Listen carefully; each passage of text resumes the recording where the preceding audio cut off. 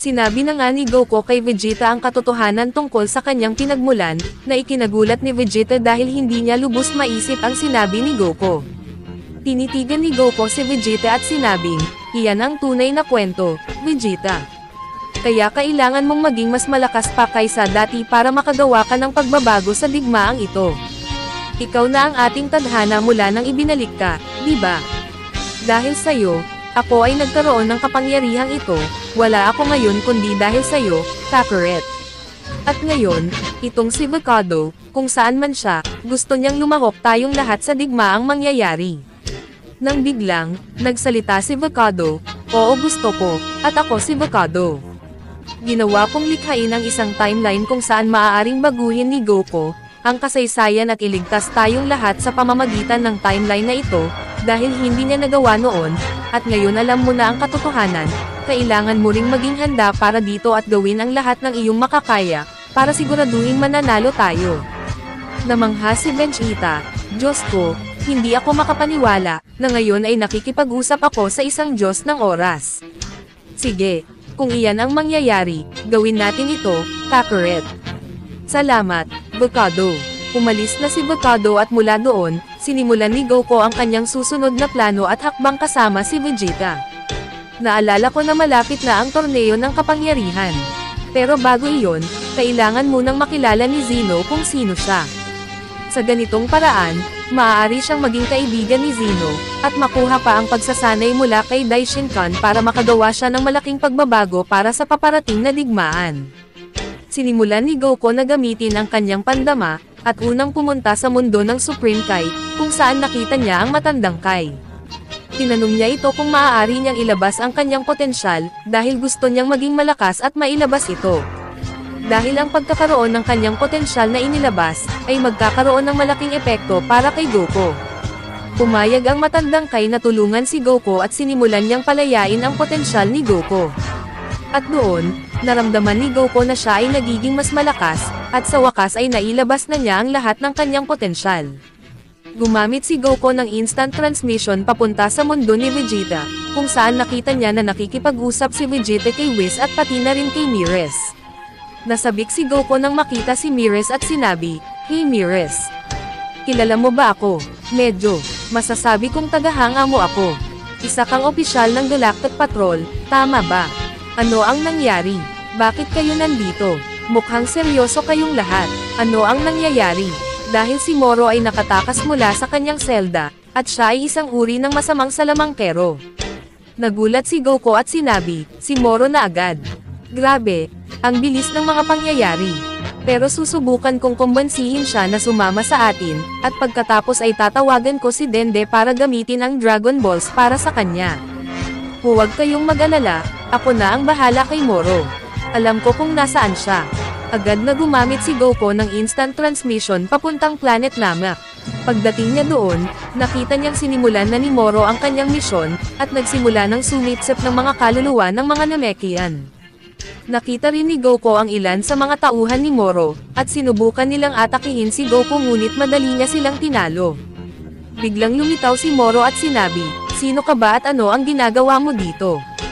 Sagot ni Goku, "Ikaw si Moro, oras na para wakasan ko ang ginagawa mo." "Anong pinagsasabi mo? Paano mo ako nakilala?" "Ako si Goku. Isa akong Saiyan mula sa planet Earth at pumunta ako dito, para sabihin sa iyo na tapos na ang oras mo sa planetang ito." "Ganun ba? At ano naman ang magagawa mo? Gusto mo bang malaman?" Sumigaw si Goku. Nag-transform na nga si Goku sa kanyang Super Saiyan Blue 3. Agad siyang sumugod kay Moro at sinuntok ito sa mukha. Lumipad si Moro ng ilang metro dahil sa malakas na suntok ni Goku. At huwag nating kalimutan, na ito na ang Goku, na nailabas na ang potensyal ng matandang Kai, na nagdagdag ng malaking lakas sa kanyang Super Saiyan Blue 3. Nagulat si Moro sa lakas ni Goku at sinabi, "Anong uri ng Saiyan ka? Hindi pa ako nakakakita ng Saiyan na katulad mo. Ano ka ba talaga? Dahil hindi mo pa nakakalaban si Goku, kambing." Nang biglang sinipa ni Cell si Moro sa mukha. "Wow, Cell, anong ginagawa mo dito?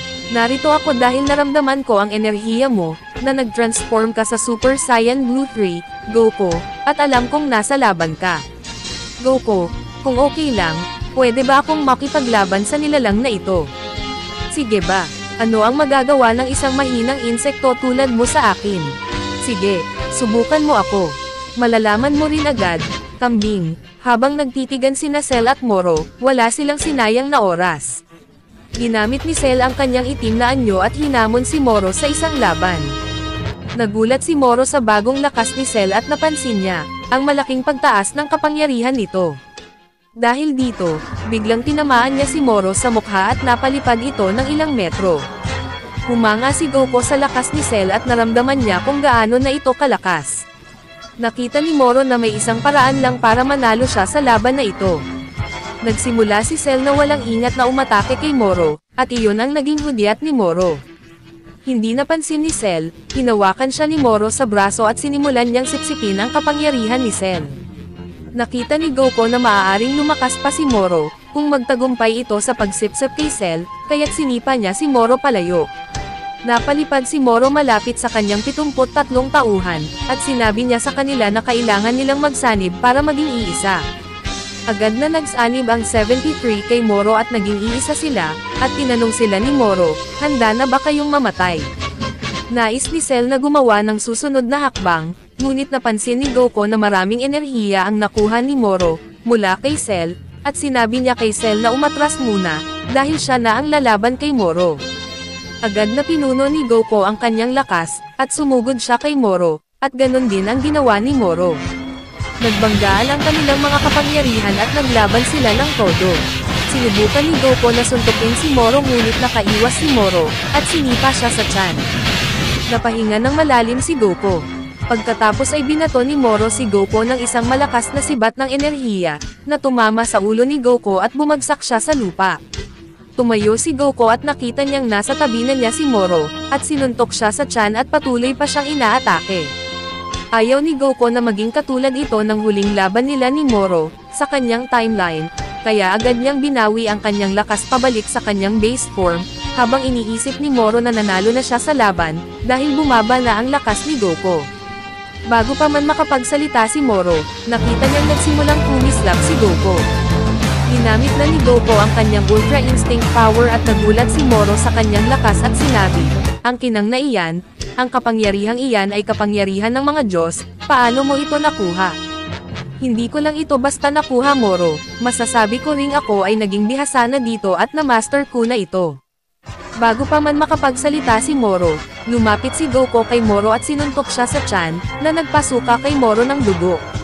Sinubukan ni Moro na suntukin si Goko, ngunit nakaiwas si Goko at patuloy na naiiwasan ni Goko ang lahat ng atake ni Moro. Ginawa ni Moro ang lahat ng kanyang makakaya para tamaan si Goko, ngunit siya ay sobrang hirap. Patuloy siyang sumusuntok ngunit masyadong mabilis para kay Moro, ang Ultra Instinct power ni Goko. Sinubukan ni Moro na suntukin si Goko ngunit nahuli ni Goko ang kanyang mga kamao, at pinisil ito, at dahil doon, ay nabali ni Goko ang braso ni Moro. Nasaktan si Moro ngunit dahil sa kanyang pagsipsip ng maraming Namekian, nagawa niyang palitan ang kanyang braso at nagpatubo siya ng bago. Nakita ni Goko na kailangan nang matapos ang laban na ito, kaya't sumugod siya kay Moro at sinimulan niyang bugbugin ito. Ginawa ni Moro ang lahat ng kanyang makakaya para malabanan si Goko, ngunit wala siyang magawa laban sa Ultra Instinct power ni Goko. Sinuntok siya ni Goko sa mukha at itinapon siya sa lupa. Nang tumayo si Moro, dumudugo siya ng marami, habang lumapit si Goko sa kanya at sinabi, mayroon ka lang dalawang pagpipilian Moro. Mamamatay ka o pipiliin mong sumama sa akin. Anong pinagsasabi mo? Sinasabi ko na ayaw kong sayangin ang talento mo, dito sa planetang ito. Sa halip ay sumama ka sa akin, maaari tayong maging sparring partner, at gawin ang lahat para maging mas malakas tayo. Hindi nagustuhan ni Moro ang ideya ni Goko, dahil may iba siyang plano, at gusto niyang patayin si Goko, kaya nagkunwari siyang pumayag at napansin ito ni Goko. Kaya't sinabi ni Goko kay Dende na gawin na, at doon ay ginamit ni Dende ang ilan sa mga Dragon Balls, at hiniling niya na maging mabuting kambing na si Moro. Bago pa man makagawa ng lihim na atake si Moro, naapektuhan na siya ng mga Dragon Balls, at kumalma siya at tumingin kay Goko at sinabi, ibig mong sabihin, maaari tayong maging sparring partner Goko. Oo, iyan ang plano ko. Sige, Kasama mo na ako. Mukhang nagawa ni Dende ang kahilingan sa Dragon Ball. Astig talaga. Bumalik si Goku sa kanyang base form at agad na dinala niya si Moro sa planet Earth gamit ang instant transmission. Habang nangyayari ito, sa malayong kalawakan, ang tanging lahi ng Cillian na nabubuhay ay nasa mode ng paghihiganti, dahil narinig niya na buo pa rin ang planet Vegeta, at mayroon siyang galit laban sa mga Saiyan dahil sila ang umubos ng kanilang lahi, at ang pangalan niya ay Granola, at tinawag niya ang kanyang sariling Dragon Ball na nasa kanyang planeta, na pinangalan ng Tarambal, at doon ay hiniling niya na maging pinakamalakas sa universe, na may kapalit na mababawasan siya ng buhay kapag pumayag siyang gawin ito, at pumayag siya basta't magiging mas malakas siya at makakamit ang kanyang paghihiganti. Nang matupad ang kanyang kahilingan, ngumiti siya at sinabi, "Oras na para wasakin ang lahat ng mga Saiyan, at gusto kong simulan sa pinakamalakas na si Goku." Naghangad nga si Granola na maging pinakamalakas, at hindi siya makapaniwala sa dami ng kapangyarihan na kanyang nakuha. Habang nangyayari ito, si Goku ay nasa mundo ni Vegeta na nagsasanay, at ginagawa ang lahat ng kanyang makakaya sa loob ng kanyang Ultra Instinct Power, at nakita niya na ito ang tamang panahon para maabot ang rurok ng kanyang kapangyarihan, at habang nangyayari ito, naalala ni Goku na ito ang panahon sa kanyang timeline kung saan hinangad ni Zamasu na maging si Goku Black, at para masiguradong hindi ito mangyayari ay sinabi ni Goku kay Vegeta ang tungkol kay Zamasu, at dahil siya ay ang destroyer para sa Universe 7, kaya nagpasya silang lahat na pumunta sa Universe 10. Pagdating nila Goku at Vegeta, napansin nilang si Zamasu ay talagang masayahin at kalmado na. Napagtanto ni Goku na ibang-iba si Zamasu kumpara sa kanyang sariling timeline, at sa timeline na ito, si Zamasu ay naging Supreme Kai. Nakita ni Zamasu si Vegeta at sinabi, "Ano ang ginagawa dito ng destroyer ng Universe 7? May maitutulong ba ako?" Sagot ni Vegeta, "Gusto ko lang makita kung anong klaseng tao ang Supreme Kai ng Universe 10. Kamusta, Zamasu? Ako si Goku. Ako yung mortal na Saiyan. Ang mortal na Saiyan na mas malakas pa kaysa sa God of Destruction." "Talaga ba? Ang galing naman. Hindi ko inakalang may mortal na ganon kalakas. Gusto mo bang makipag-spar?" "Gusto ko yan." At nagharap na nga sila, ngunit walang kahirap-hirap, nagawang patumbahin ni Goku si Zamasu sa isang suntok. Tumayo si Zamasu, at namangha sa kapangyarihan ni Goku, habang si Goku naman ay namangha din, dahil ibang-iba itong si Zamasu kumpara sa nasa kanyang timeline.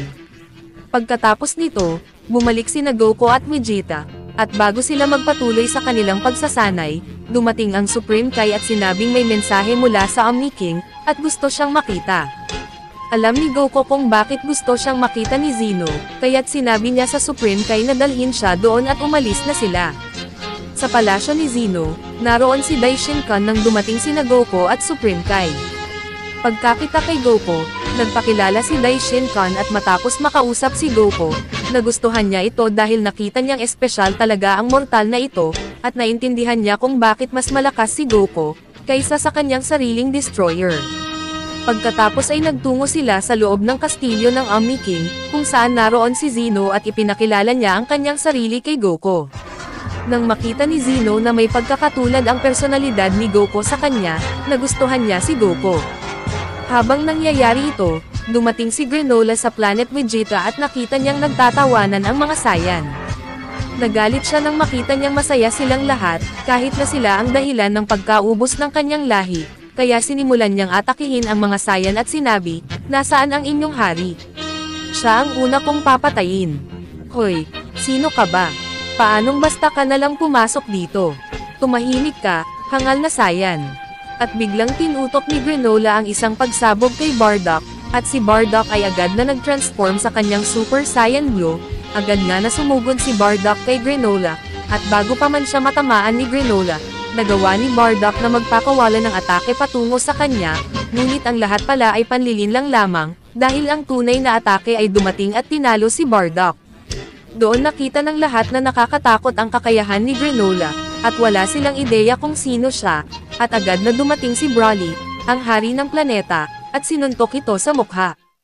Tumayo si Granola at nakita niyang nasa loob na si Broly, ng kanyang legendary Super Saiyan God, at sinabi, "Paano ka nang ahas na pumasok sa aking planeta at maghasik ng gulo dito? Tatapusin ko ang iyong buhay." Ikaw pala ang kanilang hari. Agad nga na sumugod si Granola kay Broly, at doon nagsimula ang kanilang labanan, at malakas na nagpalitan sila ng mga suntok. Samantala, sa mundo ni Vegeta, naramdaman ni Vegeta ang lakas ni Broly, na nagmumula sa planet Vegeta at nakita niyang nanganganib ang kanilang planeta, kaya't sinabi niya kay Whis na lihim siyang dalhin doon. Sa palasyo ni Zeno, ginawa ni Zeno si Goku bilang ang kanyang kaibigan, at doon ay sinabi niya kay Goku ang tungkol sa Tournament of Power. Dahil siya ay nababagot, at gusto niyang makita ang lahat ng universe na maglaban sa isang arena, at imunungkahin niya na ang matatalo ay buburahin ang universe. Nang marinig ito ni Goku, nagmungkahi siya kay Zeno na sa halip na burahin ang talo na universe, ay dapat itong manatili, at ang mananalo ay makakakuha ng pagkakataon na mag-ensayo kasama si Daishinkan. Nagustuhan ni Daishinkan ang ideya ni Goku at gayon din si Zeno. Sa kanilang pagkakasundo, nagpaalam na si Goku. Samantala, sa planet Vegeta, binugbog si Broly ni Granola, sa kabila ng pagiging legendary Super Saiyan God niya, kaya't sumigaw siya. Nag-transform si Broly sa kanyang legendary Super Saiyan Blue, at sumugod siya kay Granola at sinimulang suntukin ito, ngunit nakita niyang ito ay panlilinlang lamang. Dumating si Vegeta at nakita niyang binubugbog na ni Granola si Broly, at agad na sumigaw si Vegeta. Nag-transform na nga si Vegeta sa kanyang Ultra Ego at sumali sa labanan kasama si Broly, at sinabi, "Bakit ka nahihirapan sa lalaking ito? Malugod kong tatanggapin na pumalit ka sakin at subukan mo siya. Sige ba, pumapayag ako, kahit isa kang destroyer ng Universe 7, basta't ikaw ay isang Saiyan, tatapusin kita, sumugod ka na hangal." Sumugod na nga si Vegeta kay Granola, at nag-umpisa silang magpalitan ng mga suntok. Tila nang ibabaw si Vegeta sa laban habang si Broly ay nagulat sa patuloy na pag-atake ni Vegeta, ngunit bigla nilang napagtanto na hindi pala ang tunay na Granola ang kanilang kaharap, at ang totoong Granola ay biglang lumitaw at inatake si Vegeta sa kanyang mahalagang bahagi ng katawan. Dumugo ang bibig ni Vegeta at bumagsak siya sa lupa, habang si Broly naman ay mabilis na sumugod kay Granola at tinamaan din sa parehong lugar.